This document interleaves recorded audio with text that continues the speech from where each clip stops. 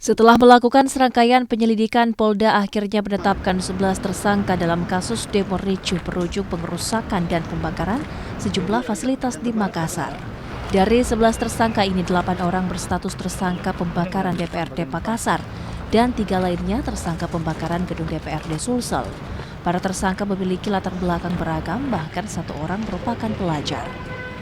Sampai dengan saat ini, Polda Sulawesi Selatan sudah mengamankan 11 orang yang terkait dengan pengerusakan di DPRD Kabupaten atau Kota Makassar ini, dan juga yang ada di provinsi.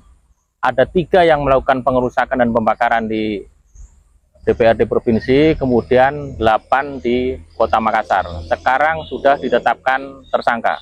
Kemudian pemeriksaan dilakukan oleh Polda Sulawesi Selatan, kemudian juga dilakukan oleh Polrestabes Makassar untuk mempercepat penyelesaian dalam pemeriksaan ini. Para tersangka ini dijerat pasal berbeda sesuai peran mereka masing-masing. Pasal yang disangkakan mulai dari pasal pencurian hingga pembakaran. Arif Tirtada, Kompas TV Makassar, Sulawesi Selatan.